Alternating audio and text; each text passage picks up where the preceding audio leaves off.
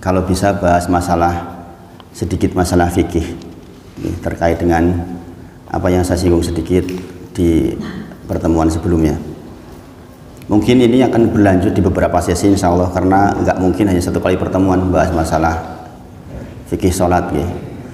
Nanti jenengan kumpulkan pertanyaan yang banyak, kalau bisa disusun nanti di WA ke saya, insya Allah nanti saya bahas satu persatunya, sekaligus biar saya tahu ya, kalau di sekolah itu ada tes placement ya, tes penempatan, mau belajar tajwid juga ada tes penempatan dengan pertanyaan yang dengan ajukan, jadi saya tahu saya harus memberikan yang mana ya.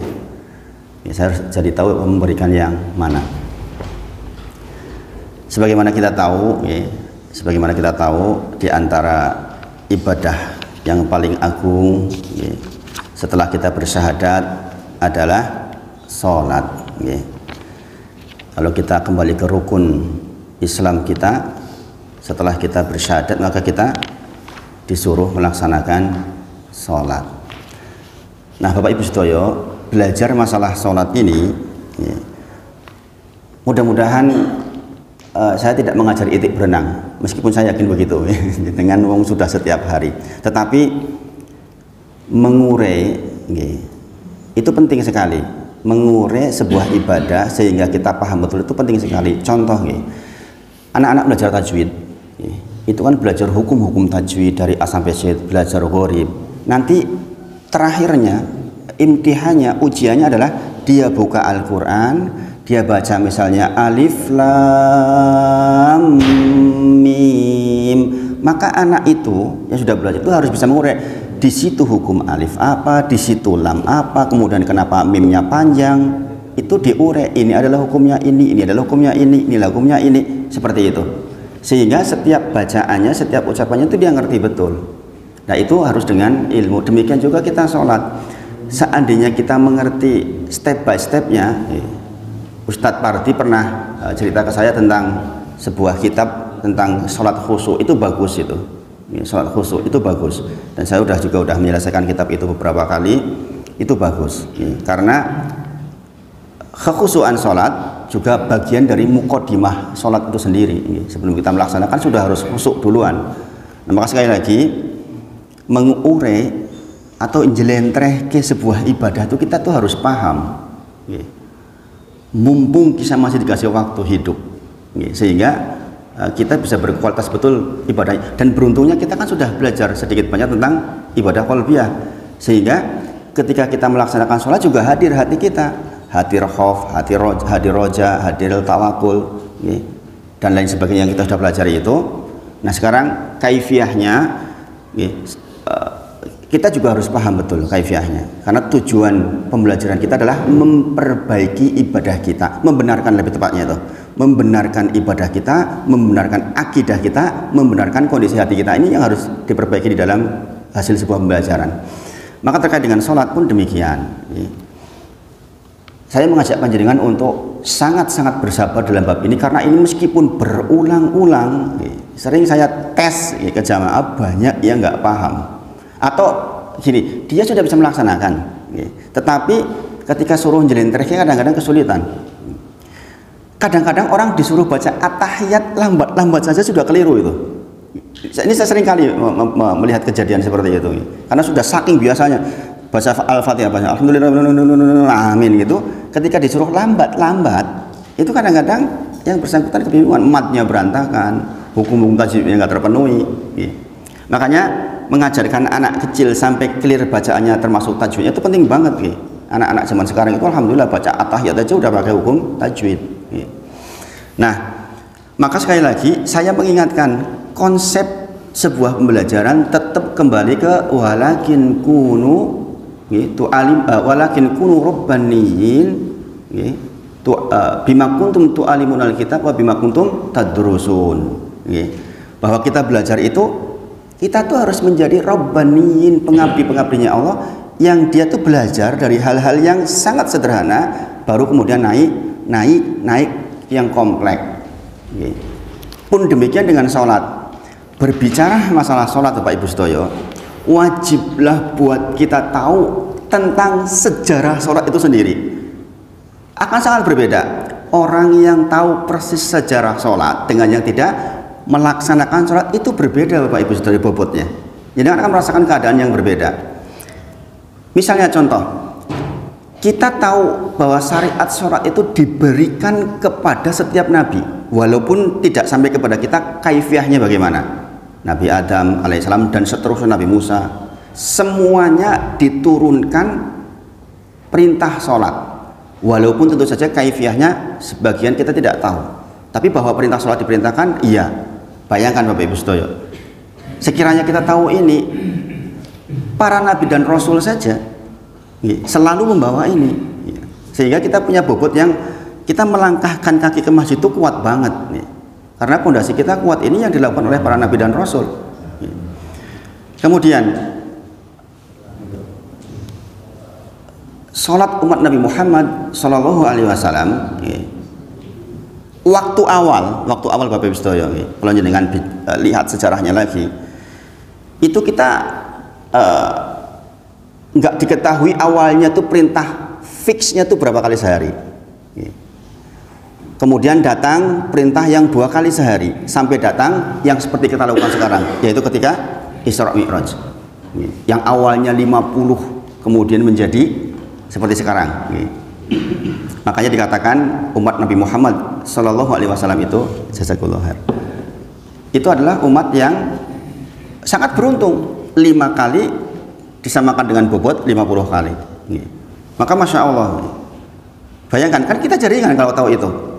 Kita melaksanakan 1 kali sholat subuh ini, nilainya itu sangat besar di sisi Allah, melihat sejarah yang sudah berlalu. Artinya awalnya Allah itu menghendaki kita 50 kali Bapak Ibu Saudara. Bayangin, kalau betul waktu itu gue 50 kali ya, kita sholat terus harian. Sampai kemudian diperingan menjadi 5 kali masih ditawar lagi, ya kebangetan. Gitu. Kalau kita tahu itu, kan bobot sholat kita menjadi lebih kuat. Gini apa gini? Ini pentingnya memahami tentang sebuah sejarah. Dulu awalnya 1 tahun pertama sholat malam itu wajib buat kita. Bayangin, ini faedahnya apa? Kalau kita bisa, mengapa tidak sholat malam? Ya kan? Karena awalnya di 1 tahun pertama itu diwajibkan atas kita. Kita mau sekali lagi mengetahui sejarah ini menjadi spirit tersendiri, sehingga kita lebih kuat untuk tegak di sholat malam. Untuk tegak di sholat malam. Musim dingin kayak gini nggak mudah, nggak mudah menegakkan sholat malam panjang. Paling-paling hanya di ujung waktu, dikasih waktu cuma 20 menit di ujung malam. Pun saya pun kadang-kadang banyak witir itu sebelum tidur, saking khawatirnya nanti nggak cukup waktu di ujung malam. Maka saya biasanya sama istri itu witir itu sebelum berangkat tidur, kita witir dulu. Kalau sudah lelah banget di ujung waktu, capek luar biasa seharian, kadang-kadang saya melaksanakannya 1, sing penting jonasi mboten witir. Nah, karena apa? Sekali lagi kita tahu spiritnya, bagi Rasulullah wajib seterusnya witir. Bayangkan Bapak Ibu Saudara, mengerti sejarah seperti ini akan menjadi pondasi buat kita, kualitas sholat kita akan lebih baik, karena kita tahu perjuangannya. Kemudian kita tahu waktu awal itu sholat menghadap Baitul Maqdis. Faedahnya apa? Berarti tempat itu pun tempat yang penting. Kita melibatkan diri mengetahui sejarah tentang Baitul Maqdis juga penting, karena kenyataannya Nabi kita Muhammad Shallallahu Alaihi Wasallam dulu pernah menghadap ke sana sholatnya. Setelah 16 bulan hijrah, baru kemudian Rasulullah ketika sholat duhur 2 rakaat menghadap Baitul Maqdis, kemudian diperintahkan dalam surah Al-Baqarah yang sering saya baca di pengimaman, diperintahkan untuk pindah ke yang sekarang. Maka kemudian masjid itu namanya Masjid Qiblatain. Jadi yang sudah haji mungkin sudah mampir ke sana. Itu sebenarnya masjidnya Bani Salimah, masjid yang sangat bersejarah karena disitulah terjadinya perintah pindah kiblat, Masjid Qiblatain. Nah, tentu sejarah sholat sangat panjang. Faedah yang ini saya sampaikan panjenengan, sempatkan waktu mempelajari tentang sejarah sholat dari nabi-nabi sebelum kita, sehingga kita punya pondasi kuat ketika kita sholat gitu. Karena kita tahu persis bahwa ini tuh bukan suatu hal yang kecil, ini persoalan besar gitu. Sehingga rentetannya meluangkan waktu untuk bisa mengurai sholat itu menjadi penting. Kita jadi mau maksudnya. Ini sebagaimana tadi nih, orang membaca Al-Quran, kalau orang yang sudah paham ilmu kan dia baca itu di sini jalan, oh ini ikfa, ini idhar, oh ini dengung, ini tidak dengung, mengapa tidak dengung, mengapa 4 harokat, mengapa 6 harokat, oh ini mat arid li sukun, kenapa alhamdulillahirabbil alamin 6, 2, 4 atau 6, karena dia di dalam otaknya tuh, oh ini mat arid li sukun. Demikian juga ketika dengan takbir Allahu Akbar, oh ada sekitar sekian hadis yang memerintahkan tentang takbiratul ihram. Kalau kita bisa mengurai itu, berkualitas sholat kita. Ini salah satu cara agar kita mendapatkan sholat yang khusyuk itu diantaranya. Kemudian Bapak Ibu sedaya, sambil jalan ini jenengan mungkin sambil catat beberapa hal yang mungkin menjadi pertanyaan buat jenengan, nanti dikumpulkan Bapak Ibu sedaya. Saya berharap kalau pertanyaan tentang sholat itu jenengan kumpulkan, nanti biar saya jawab satu-satu di pertemuan-pertemuan berikutnya, sehingga masing-masing dalilnya lengkap. Saya pun tidak selalu hafal seluruh dalil Bapak Ibu sedaya, tapi kalau dipelajari ulang sebentar insya Allah langsung kembali. Kemudian keutamaan, kita belajar tentang sholat nggak mungkin lepas dari keutamaan sholat itu sendiri, dan ini dalilnya rentetannya sangat panjang. Tapi satu hal yang mungkin bisa kita garis terbalik adalah ini adalah ibadah yang pertama kali dihisab. Jadi kan membayangkan nggak situasi hisab itu? Sangat menegangkan kan? Dan sholat itu yang pertama kali dihisab. Bagaimana mungkin orang akan menyia-nyiakan sholat kalau dia tahu persis bahwa ini adalah ibadah yang kali pertama dihisab sebelum yang lain-lainnya. Ini orang ingat ini aja, ingat ini tok, mau nggak bangun subuh rasido mesti tangi. Kadang kan ada satu waktu orang tuh lelah pun saya Bapak Ibu sedaya, ketika misalnya kasus tiba-tiba harus ada kegiatan sampai jam 2 malam misalnya, itu kan nggak lazim ya. Itu kadang-kadang beratnya luar biasa. Tapi kalau ingat ini tok, ingat, ya Allah, ini yang akan saya tegakkan adalah sebuah ibadah yang kali pertama disebut, langsung bangun, bismillah, ya Allah, diberi tenaga, gitu. Nah, ini penting sekali Bapak Ibu sedaya mengetahui keutamaan seperti ini.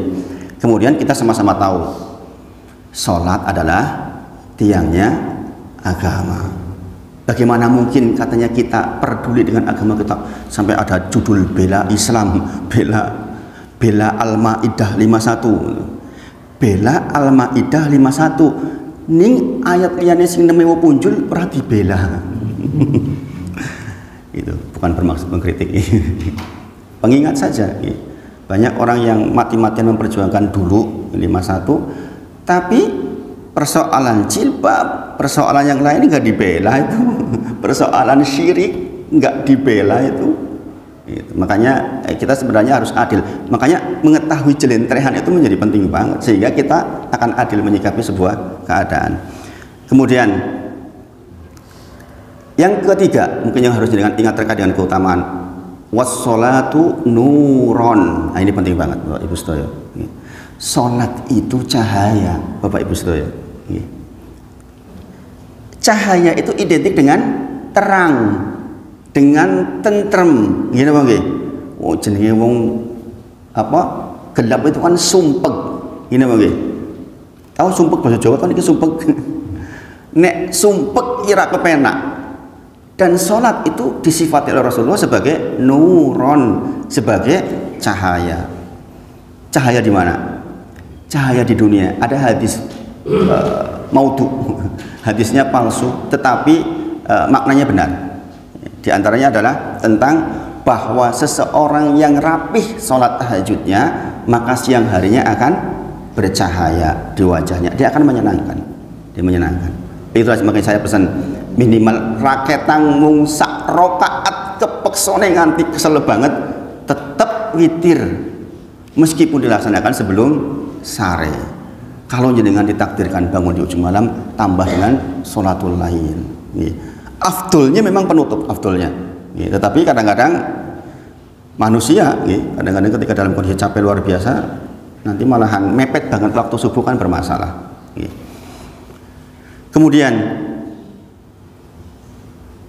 inna sholata tanha anil fahsya wal munkar. Bayangkan Bapak Ibu Saudara, jenengan kalau tahu ini kan luar biasa. Kita ingin punya akhlak baik, punya adab baik yang menjadi salah satu hal yang paling banyak memasukkan orang ke surganya Allah. Sedikit waktu Sabtu beberapa waktu yang lalu saya sampaikan tentang laisya syai'un athqala fil mizan, tidak ada sesuatu yang lebih berat nanti timbangan dibandingkan akhlak yang mulia. Salat itu tuh membimbing kita seperti itu produknya. Sekali lagi, kalau kita tahu sejarahnya, kalau kita pelaku sholat itu bagaimana sih dulu? Kan sejarahnya ada pelaku sholat, orang-orang yang rapi sholat itu bagaimana tuh efeknya, sehingga hal itu akan juga sampai kepada kita. Dan asalnya sholat memang mencegah dari yang sedemikian. Kalau sampai belum berarti pasti bermasalah sholat kita, bermasalah sholat kita. Kemudian dikatakan as-sholatu nuron, sholat itu adalah cahaya juga di alam barzah, dan ini mafhum. Banyak dalil menyampaikan bahwa di antara yang memberikan cahaya kita di alam barzah yang asalnya dikabarkan kepada kita sempit dan gelap, kalau sholat kita rapi bercahaya. Sebagian ulama berpendapat bahwa kadang-kadang antara ruh yang masih hidup bisa bertemu dengan ruh yang sudah meninggal. Maka kadang-kadang orang tua itu dikasih mimpi bertemu dengan anak yang sudah meninggal, dan kadang-kadang diperlihatkan sebuah keadaan di sana bagaimana, luas atau sempit. Ibu saya rahimahullah ta'ala termasuk yang ketika ditinggal meninggal anaknya yang putri, jadi keluarga saya di 9 itu ada satu yang meninggal kecelakaan, beliau yang saya ceritakan, yang menjadi jalan hidayah buat saya itu, beliau itu. Nah, masih 22 tahun baru lulus dan beliau meninggal. Itu seringkali permintaan mama itu meminta, saya minta ya Allah ingin ketemu, ingin dikabarkan tentang situasi anak saya. Permintaan yang teramat sangat dari orang yang sangat tulus. Dipertemukan kadang-kadang roh. Memang roh itu bisa dipertemukan, fisik tentu saja tidak, tapi roh kadang-kadang dikabarkan. Dia mengatakan di tempat yang luas, karena ini anaknya memang baik, masya Allah. Maka kalau kita jaga sholat kita, ada sebuah jaminan bahwa di alam barzah kita tuh benar-benar punya cahaya, masya Allah. Kemudian yang penting lagi, cahaya di padang mahsyar. Yang ini diperebutkan oleh orang-orang munafik dan orang-orang kafir. Orang kafir itu langsung nggak punya cahaya, gidi, bablas ke neraka jahanam. Orang munafik itu mengikuti kita. Orang munafik itu mengikuti. Bukankah saya dulu adalah temanmu? Dik, lama-lama cahayanya sedikit habis cahayanya. Kenapa saya nggak percaya lagi? Ini orang-orang munafik, naudzubillah.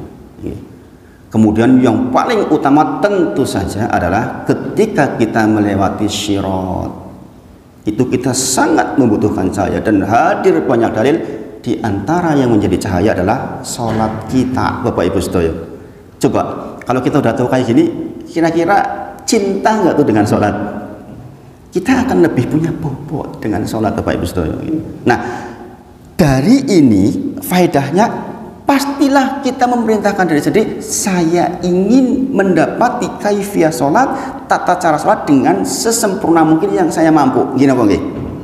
Kan itu produknya. Setelah kita tahu ini, gini apa nggih? Apakah kita kemudian orang apa-apa lah, aku sholat buru-buru gedang baik? Kan tentu saja tidak. Maka berbicara tentang persoalan kaifiyah sholat, tata cara sholat, kita tahu di dunia ini yang disepakati menjadi ahlus sunnah wal jamaah, setidaknya yang sangat populer itu ada 4.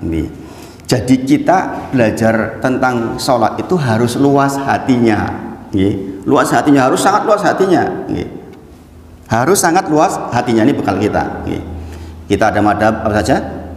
Yang paling tua madhab Hanafi, kemudian ada madhab Maliki, ada madhab Syafi'i, ada madhab Hambali. Ini tuh saling berguru nih yang tiga nih. Maliki itu gurunya Imam Syafi'i. Imam Syafi'i itu gurunya Imam Ahmad bin Hambal. Ini apa faedahnya Pak Ustaz? Coba saya menyampaikan ini dengan coba langsung berpikir begini. Imam Malik gurunya Imam siapa? Imam Syafi'i. Imam Syafi'i gurunya siapa? Imam Ahmad bin Hambal. Ini guru murid punya kaifiyah sendiri-sendiri, bahkan jadi madhab. Paham nggak pesannya? Bahwa kita itu harus longgar di dalam perbedaan. Pahami Bapak Ibu? Ini guru murid loh.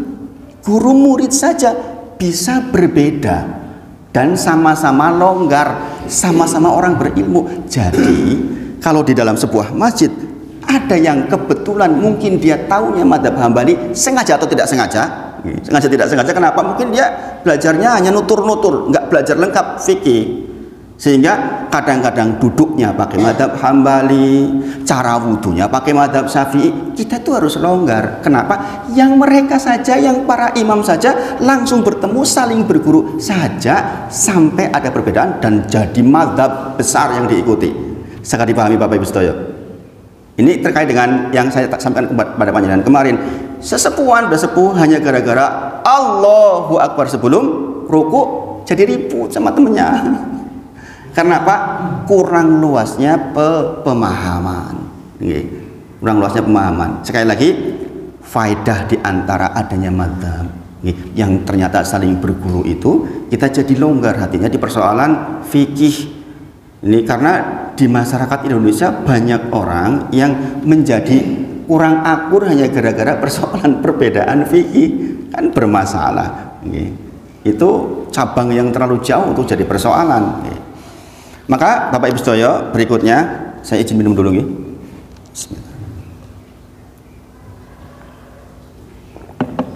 Hal yang kita perlu pelajari khususnya bapak-bapak yang memang sebagian pendapat madhab wajib ke masjid, 3 madhab mewajibkan laki-laki sholat berjamaah di masjid, wajib. Hanya madhab Syafi'i saja yang mustahab. Mustahab itu artinya sangat disarankan. Nek versinya Ustadz Abdul Somad, versinya beliau, saya ambil, saya cuplik dari beliau ini, bahwa andai Imam Syafi'i hidup sekarang katanya juga mewajibkan. Ini bukan dalil, saya hanya ambil dari orang mutaakhirin, dan saya juga bersependapat itu. Karena 3 madhab mengatakan bagi laki-laki wajib untuk sholat berjamaah di masjid. Maka sebelum kita masuk ke sholat, perhatikan betul adab kita kepada Allah, mentauhidkan murni. Adab kita kepada sesama kaum muslimin dipelajari di Kitabul Jami yang sudah saya buka sedikit itu waktu pertemuan Sabtu itu. Semalam sebenarnya saya waktu dihubungi Pak Alim, beliau hafizahullah taala, saya menyampaikan dilanjutkan Kitabul Jami. Enggak Ustadz, coba sedikit tentang fikih sholat saja gitu. Makanya saya sampaikan ini pagi ini. Mohon maaf jika kurang berkenan. Mengajari itik berenang. Adab, Bapak Ibu sedaya. 1. Ini meskipun pelajaran SD, ibtidaiyah, tapi saya kira penting. Pakaian terbaik. Pakaian terbaik. Ini penting Bapak Ibu sedaya. Ini penting. Dan saya bersyukur alhamdulillah karena saya penjual baju jadi bisa milih baju terus. Pakaian terbaik. Kemudian sunnah kalau jenengan punya wewangian, pakai wewangian. Dan ini benar Bapak Ibu sedaya. Jenengan kalau di sampingnya bau apek kan bermasalah. Maka di antara bolehnya kita membatalkan sholat adalah ketika di samping kita betul-betul membawa bau yang sampai mengganggu. Itu kita boleh batal pindah tempat. Karena apa? Karena tujuan sholat kita adalah khusyuk. Makanya orang yang habis minum makan apa? Jengkol, pete, bawang, itu sebelum bebersih malaikat tuh nggak mau tuh sama dia. apalagi kalau ke masjid. Ini faedahnya tentu terkait dengan wangian menjadi penting. Saya pun tidak selalu pakai karena tidak selalu tersedia, kadang-kadang habis. Tapi kalau bisa selalu ada, itu baik. Kemudian doa masuk masjid ketika kita masuk, itu penting, harus dihafal. Kemudian ini bagian penting. Inna ahadakum, jikalau satu di antara kalian idza kana ya'midu ila sholat fa innahu fis sholat. Bapak Ibu sedaya, coba ini, Masya Allah, kata Rasulullah, jikalau panjenengan sedang tindak menuju sholat fa innahu fis sholat, sesungguhnya dia sudah sedang sholat walaupun dia belum sampai di tempat sholat. Jadi apa-apa yang menjadi adab di dalam sholat, demikian juga ketika jenengan tindak dari rumah ke masjid. Makanya sunahnya wudhunya di rumah. Kenapa? Ini dalilnya, inna ahadakum, jikalau di antara kalian Bapak Ibu sedaya idza kana ya'midu ila sholat, ketika jenengan pergi menuju sholat fa innahu fi sholat. Bayangin, orang yang sedemikian sampai ke masjid pastilah sudah khusyuk. Wong di jalan saja sudah khusyuk, bagaimana mungkin dia nggak khusyuk? Wong di jalan saja sudah khusyuk. Masya Allah. Ini pengertian seperti ini kan penting Bapak Ibu. Penting buatan? Penting buatan? Penting ya? Menurut saya penting banget. Mengapa? Saya pun merasakan efek itu ketika saya naik mobil, bismillahirrahmanirrahim, doa perjalanan, kemudian di atas mobil sudah siap-siap, oh nanti saya jadi imam, saya mau baca surat apa, di dalam surat itu isinya apa sih, tentang apa, bicara tentang apa, adakah hubungannya dengan ceramah nanti. Itu sudah di sini Bapak Ibu sedaya. Karena saya memahami fa innahu fi sholat, seseorang yang berangkat menuju sholat dia sudah dalam keadaan sholat, kata Rasulullah. Masya Allah, buatan? Masya Allah. Berarti turunannya di samping sudah wudhu dari rumah juga harus tahu doa menuju ke masjid. Sudah hafal nopo dereng? Sudah hafal nopo dereng? Ini penting. Ini penting. Doanya diingat gampang, doanya, karena doanya sebenarnya hanya ulangan-ulangan saja. Allahumma ja'al fi qalbi nuron, ya Allah jadikan di hati ini, di qalbi ini, nuron, cahaya. Itu pertama. Bayangkan jenengan tindak dari rumah sudah minta tuh sama Allah, ya Allah jadikan di hati ini cahaya. Masya Allah, sudah konsentrasi minta cahaya, bagaimana nggak konsentrasi? Kemudian wajah alfi lisani nuron, sehingga ketika jenengan selesai berdoa ini datang ke masjid, ya zikir, kita minta cahaya di lisan kita. Kemudian fi sam'i nuron, di pendengaran kita juga nuron, cahaya. Fi basori nuron, wajah alfi basori nuron, di pandangan kita juga cahaya. Jadi sepanjang dari rumah ke masjid itu apa yang diminta? Cahaya. Lawang sholat itu memang cahaya. Seolah-olah kita minta, ya Allah nanti saya sholatnya berkualitas dong sehingga jadi cahaya. Maksudnya paham nggih? Paham dengan tadi ini keutamaan? Maka doanya pun begini, dikatakan tadi apa? Sholat itu adalah nuron. Maka sepanjang jalan kita baru berangkat saja sudah minta nuron. Saya yakin kalau dengan praktek ini sampai ke masjid itu tentrem banget. Berarti Bapak Ibu sedaya, tindak masjid itu butuh persiapan, butuh persiapan, bukan sisa waktu. Bagaimana kalau sisa waktu? Wow, ketebukan serah karu-karuan. Sekali-kali nggak apa-apa. Yang namanya orang kadang-kadang punya kesibukan. Tapi kalau kita diberi kesempatan bisa sempurna seperti itu, Masya Allah Bapak Ibu sedaya. Kemudian apa? Waja'al khalfi nuron. Khalfi itu apa? Di belakang. Ya Allah mohon di belakangku, bagian belakangku adalah cahaya. Wa amami, di hadapanku nuron. Min fauqi, di atas nuron. Wa min tahti, dan di bawahku nuron. Coba itu dahsyat nggak doanya itu? Dahsyat banget. maka dihafal. Saya berpikirnya Bapak Ibu Sedoyo, ketika saya tanya ke Ustadz Pardi, sudah selesai kita fikir Ustadz Pardi, sudah, berarti yang begini sudah hafal jenengan. Berarti kalau belum hafal, belajar lagi, buka lagi kitab yang dulu jenengan pelajari, dirinci lagi, ditulis lagi, kemudian diamalkan. Sebagaimana kita belajar kitab Jami tentang wa anin nawas bin Sam'an radhiyallahu anhu, sa'altu Rasulullah sallallahu alaihi wasallam, kata beliau mengatakan, saya bertanya kepada Rasulullah Muhammad sallallahu alaihi wasallam anil bir wal ism, tentang kebaikan dan dosa. Bayangkan Bapak Ibu Sedoyo, sahabat tuh begitu tuh kerjanya tiap hari, nanya ke Rasulullah. Apa cuma sekedar nanya? Bukan, nanya, dijawab, dia mohon, ya Allah, mohon kepada Engkau saya bisa laksanakan ini. Zaman sekarang kalau jangan bertanya, setelah ditulis dan mohon kepada Allah agar itu kita mintakan jadi ibadah. Apa namanya kemarin? Isti'anah. Jadi sekali lagi, berangkat sudah wudu karena apa? Fi sholat, doanya dilakukan. Kemudian satu hal yang perlu diperhatikan juga, tidak tergesa-gesa menuju sholat. Dan ini dalilnya sangat kuat nih. Idza ataitumus sholat fa'alaikumu sakinata. Jikalau panjenengan tidak sholat, kata Rasulullah, maka sakinah, yang tenang, ampun tergesa-gesa. Ojo nganti kepaduk-paduk. Karena gimana orang khusyuk kok kepaduk-paduk? Ini apa nggih? Ini jenengan perlu perhatikan. Kemudian ini kelihatan ringan tapi perlu tahu. Nggih menika jangan melakukan at-tasbih.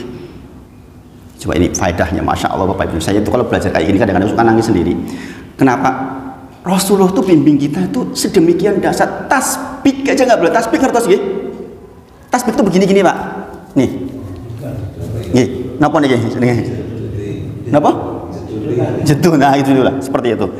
Itu tuh dilarang sama Rasulullah tuh. Kalau jenengan sudah tindak sholat menuju ke masjid, nggak boleh tuh begini, nggak boleh. Itu fadilnya apa? Lembutnya Rasulullah, udah konsentrasi sampai pun hal sederhana kayak itu tuh jangan. Bapak Ibu sudah bayangkan, saya itu baca ini aja dan berbismillah sendiri, betapa Rasulullah itu bimbing kita dari kaifiyah tata cara aja biar hati itu tentrem menuju sholat. Masya Allah. Coba koyo yang mau dolanan tuh ini, ya nggak? Nek koyo ini kita yang dolanan, mau murah niat, gimana? Wah, itu nggak boleh sama Rasulullah. Masya Allah.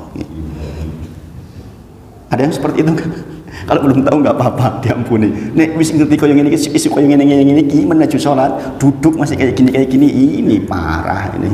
Berarti belajar fikihnya belum kelar. Nggih. Nah, itu terkait dengan adab. Sisa waktu saya bahas sedikit tentang khusyuk. Pertanyaan jenengan tulis dulu nggih, nanti disampaikan ke Ustadz Parti biar dibawa ke saya. Kenapa saya ingin setiap pertanyaan itu saya sampaikan dalil seluruhnya biar clear. Ini hanya pembukaan saja ini. Bapak Ibu sudah coba. Nek mikir koyo ngene iki sinau iki butuh waktu akeh lah. Banyak banget, nggak cukup tuh ternyata kita waktu hanya seminggu 2 kali, seminggu sekali. Masya Allah Bapak Ibu sedoyo.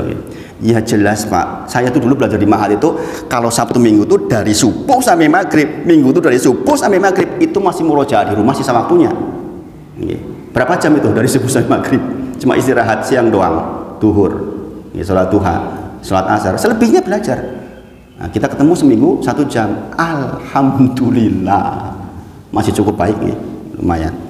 Khusyuk terakhir tentang masalah khusyuk. Kita tahu dalilnya nggih. Qad aflahal mu'minun. Aflah apa artinya dulu? Masih ingat mboten? Sungguh beruntung orang mukmin itu, orang yang beriman itu. Hayya 'alal falah. Ayo kita cari keberuntungan, kita cari kemenangan. Tuh panggilannya aja begitu Bapak Ibu sedoyo.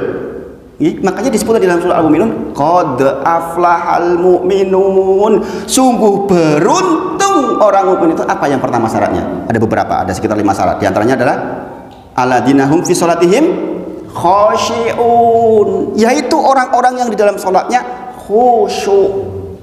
Kemarin kita sudah belajar tentang ibadah khusyuk, dibuka lagi. Gitu. Apa definisi khusyuk kemarin? Dalilnya apa? Ya kan? Kalau kita tahu kan jadi lebih tenteram.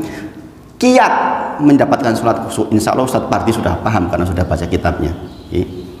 Satu, beradab ketika menuju masjid sebagaimana barusan dibahas. Nek jenengan rung bisa beradab menuju masjid, roto-roto kurang potensi dapat khusyuknya di masjid. Bapak Ibu sedaya. Berarti ini juga berlaku ibu-ibu misalnya sholat di rumah, berarti ketika dia mempersiapkan berangkat menuju sholat, ya sudah harus khusyuk kondisinya. Walaupun kadang-kadang anak-anak masih nangis, masih ini masih itu, saya pahamlah ibu-ibu insya Allah. Karena saya juga hidup bersama istri saya itu lebih banyak dibandingkan di luar. Kemudian ini penting Bapak Ibu sedaya. Ini penting, tolong perhatikan betul, sempatkan waktu memahami apa yang dibaca. Itu salah satu kiat khusyuk paling penting. Memahami nopo ingkang jenengan waos. Penting ini. Jenengan sempatkan waktu untuk belajar. Contoh, saya contohkan yang paling penting diantaranya adalah doa di antara dua sujud. Itu kan permintaan agung banget. Dijelentreh ke Allahumma gfirli, Rabbik firli, dan seterusnya. Itu jenengan dibaca, itu artinya Allah. Kemudian tentu saja seluruhnya. Oh, at-tahiyat kita apa tuh artinya janiki. Sehingga jenengan ketika membacanya hadir hati. Jadi memahami bacaan sholat. Dan saya kira ini umum, setiap orang harus paham. Kemudian yang ketiga, di antara kiat sholat khusyuk adalah sholat seperti hendak meninggalkan dunia ini. Setiap kali jenengan sholat seolah-olah ini sholat terakhir kita. Kalau jenengan mampu menghadirkan ini, berhasil insya Allah jenengan mendapatkan sholat khusyuk. Karena apa? Dan ini betul sebagaimana Rasulullah katakan, sholli sholata, sholatlah kalian sebagaimana mawadiin, sholatnya orang yang mau mati. Tuh, Rasulullah pesannya itu, sholatlah panjenengan seolah-olah ini sholat terakhir kali. Apakah mungkin terakhir kali? Mungkin Bapak Ibu sedaya, mungkin banget ini sholat terakhir kita. Kita kan sama-sama nggak tahu mati kapan, tapi kita tahu pasti datang dan nggak tahu waktunya. Berarti mungkin nggak ini sholat terakhir kita? Mungkin nganggo banget Bapak Ibu sedaya. Mungkin nganggo banget. Apalagi zaman sekarang di antara banyak orang yang terlihat di YouTube tuh, orang lagi sujud meninggal, orang lagi duduk meninggal, orang lagi ceramah meninggal. Banyak nggak itu? Banyak banget. Kalau sampai kita nggak menghadirkan itu, yo aneh. Wong kita sudah sama-sama tahu dalilnya. Ya kan, Rasulullah mengatakan sholli sholata, sholat akan mawadiin, seperti orang mau meninggal. Itu agar kita mendapatkan sholat khusyuk. Kiat yang ketiga. Yang keempat, menghadirkan hati kita sedang bermunajat. Dan ini sesuai dengan sabdanya Nabi Muhammad SAW, bahwa beliau bersabda, idza ahadukum, jikalau di antara kalian fi sholat, di dalam sholat, fa innahu, sesungguhnya yunaji rabbahu. Idza kana ahadukum, jikalau salah satu di antara kalian, termasuk kita berarti nggih, fi sholat, di dalam sholat, fa innahu, sesungguhnya panjenengan yunaji rabbahum, sesungguhnya panjenengan sedang bermunajat. Dan kita sudah pelajari di dalam anwaul ibadah kemarin, bukankah betul ketika kita sholat hati kita harap, hati kita takut, hati kita tawakal, itu namanya munajat. Apa definisi munajat? Munajat itu berbisik-bisik antara seorang hamba dengan penciptanya, itu munajat. Kalau jenengan ditanya, apa sih Mas arti munajat? Munajat adalah berbisik-bisik ngomong antara kita hamba dengan Rabb kita, dan itu dilakukan di dalam sholat. Iya enggak? Nggih mboten. Kita kan berhadapan langsung tuh dengan Allah. Kalau jenengan gelenterke lagi setiap bacaan kita di Al-Fatihah dijawab tuh, Alhamdulillahi Rabbil Alamin, hambaku memujiku, kata Allah, dijawab langsung loh, tanpa jeda. Bayangin, berarti kita sedang berbisik-bisik, sedang munajat dengan Rabb yang menciptakan kita, yang membuat kita sehat, yang akan mematikan kita, yang memberikan rezeki kepada kita, yang mengatur seluruh kehidupan ini. Mungkin nggak kita menghadap zat yang sedemikian kita nggak khusyuk? Nggak logis, nggak khusyuk, karena kita tahu hati kita sedang munajat, sedang berbisik-bisik dengan Allah Subhanahu wa Ta'ala.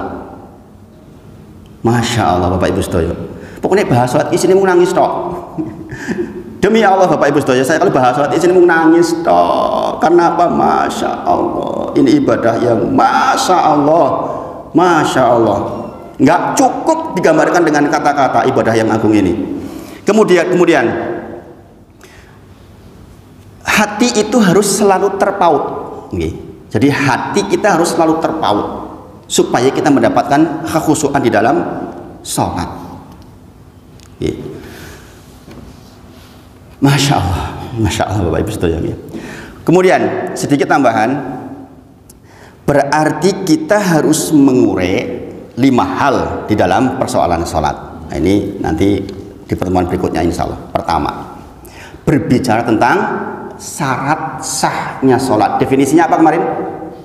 Syarat sahnya sholat, segala sesuatu tindakan yang kita lakukan di luar sholat tetapi menjadi syarat sahnya sholat dan dibawa sepanjang ibadah itu syarat.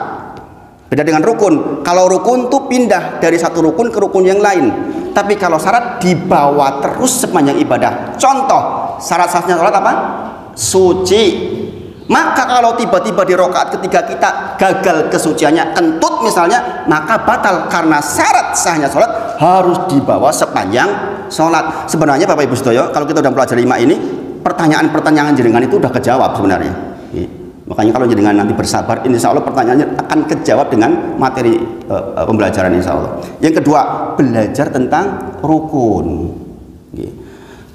Persoalan syarat sahnya misalnya, supaya nggak terjadi perselisihan soal wudhu, kembali saja ke Al-Maidah ayat ke-6, kan hanya 4 rukunnya.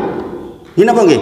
Yang lain adalah sunnah. Membasuh tangan sunnah, berkumur-kumur ikhtisab itu sunnah. Baru kemudian yang pertama apa? Membasuh muka. Kalau kita kembali ke Al-Maidah itu, maka kita nggak akan bingung dengan persoalan kayak kudune orang, kayak kudune masalah. Bayangkan kalau kita tahu dasarnya tuh gampang banget jadinya, tentrem. Kemudian syarat sah, kemudian bicara rukun sholat, kemudian bicara tentang wajib sholat, bicara tentang sunnah sholat, berbicara tentang apa-apa yang makruh di dalam sholat. Kalau ini kita jelentrehke satu-satu Bapak Ibu sedaya, jawaban atas persoalan-persoalan yang terkait dengan pertanyaan sholat itu insya Allah udah kejawab. Karena apa? Ya di situ itu sebenarnya kita kembali merujuk. Nah ini kalau kita kembali ke kitab-kitab hadis, memang satu saja rukun itu banyak banget hadisnya. Nah saya tidak ingin memaksakan jenengan untuk paham seluruhnya karena bakal pusing. Takbiratul ihram saja ada sekian hadis, meletakkan tangan saja ada sekian hadis.